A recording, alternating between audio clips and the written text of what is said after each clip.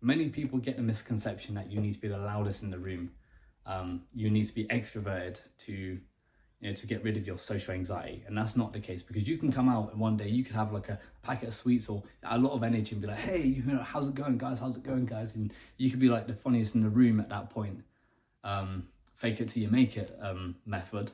But then next time you go into that situation, you might feel a bit like, you know, so that's not the case. Okay, what the idea is that you lower the stakes. You lower your stakes so your fight or flight mode doesn't kick in when you in that in the situations. God, I feel like I can't speak today. But yeah, so there is ways you can do. The first thing I'm going to touch on is, get comfortable with being uncomfortable. Now, you might be thinking, wait, how am I supposed to get comfortable if I'm uncomfortable? Well, that's the thing, because if you put yourself around these situations more and more, you're going to get used to being in them situations, Something that I did when I was trying to get over my anxiety was every day in the morning I'd take my son to school and I'd just say good morning to people. I'd say, hey, good morning, good morning. And a lot of times they say good morning back. Well, all the time they say good morning back, because if you say good morning to someone, they're going to say it back, aren't they? Unless they're in a really bad mood, like they didn't have coffee or whatever. But 9 times out of 10, people will say good morning back, and then you can just and then I started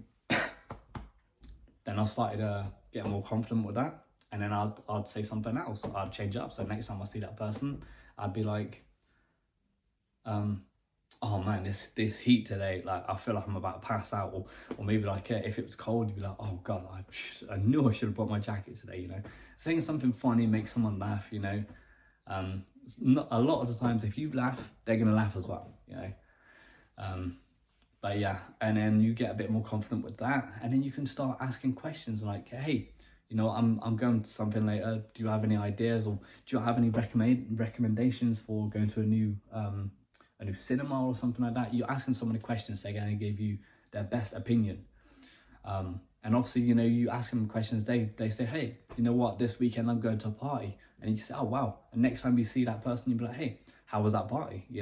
Because then a friendship gets made. It's little steps that we take that can change the whole outcome.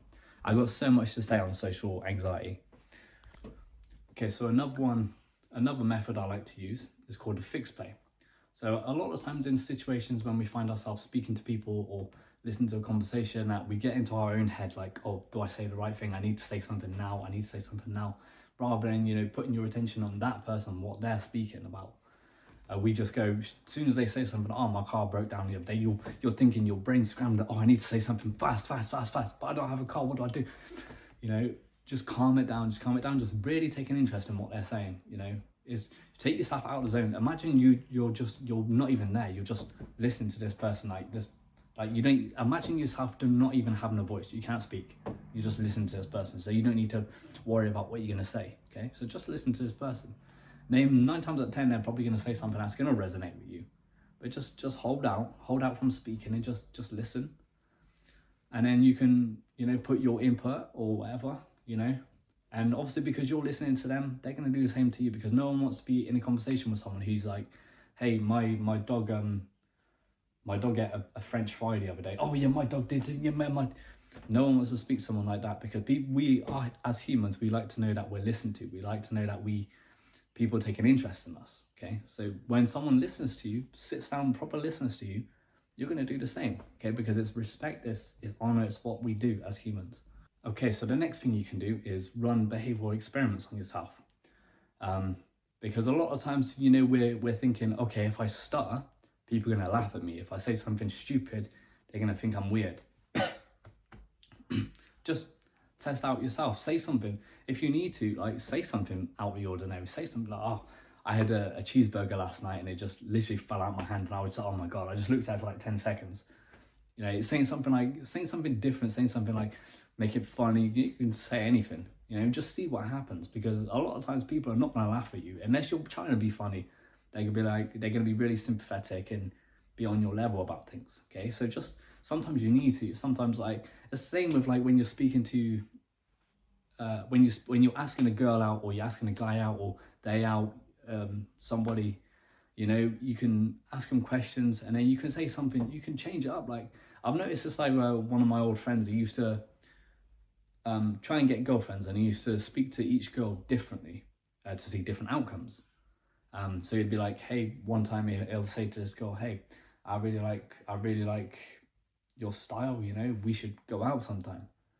And then the next girl, he'd be like, oh, you're wearing oh my God, I love that jacket. My mom's got one just like that. And then just, you know, just, you always changing it up and see what works best. Sometimes it's best to just go in there with a laugh, you know, a dad joke, you know, break the ice a bit. Stay away from racist jokes, stay away from sexual jokes. Because a lot of the times people don't find them funny, and if you say a sexual or racist joke to somebody, they're going to be like, you okay? Whereas you say something like a dad joke, man, like, for example, you know, what do you call a dinosaur with no eyes? Do you think he saw us, right? It's pretty funny, isn't it, you know? To say something like that, you always, it's same with, when you go into, like, interviews and stuff like that. You go into interviews, job interviews, a lot of us are so crammed up, we're like, oh, we got to say the right thing, say the right thing. Instead, take a step back, just have a laugh, man, have a joke. Just go in there, say, it's an interview, it's not the end of my life if I don't get a job. So let's go in there, be myself, you know, crack a joke, you know, see maybe they'll even crack a joke back, and you're like, yep, that's it. That's in my dad joke book. And if you find yourself in social situations, and you do say the wrong thing, or you know, you like when someone says bye to you, your brain's too like wired, it's like you forget to say bye back or whatever. You know, don't think of it as a bad thing. Okay, maybe you're gonna beat yourself up about it a little bit, but don't worry about it. You know, it happens. You know, you always have another chance to go back and speak to that person. Say, hey, you know what? You said bye to me the other day. I was listening to something else, or something else was happening. I'm sorry. How are you doing today? You know, just you don't need to beat yourself up about these situations. These situations happen. You know, and you can do anything. There's many books I read or I have read on social anxiety. But yeah, I'm going to cut to the next one now, so we can just get these out as quick as possible, because I want to help as many people as I can with my knowledge and with what I've got to say. It's called panic disorder. Okay, so basically this is one of the most terrifying things that can happen to a person with panic disorder anxiety. Like, you from nowhere, you just have a panic attack, feel like you're about to die, you know, and you feel like you're in fear of whatever. There is I don't know a whole lot about this. I've got a few friends who do suffer with this, and they've got their own ways of coping with this. I'm going to try and get some of them on, if I can, to speak about this to you, so you can understand a bit more from their point of view and what steps they take to help them. Because I'm not a guru, I don't know everything. I just know what I've done, what I'm going through, and what's worked for me, okay?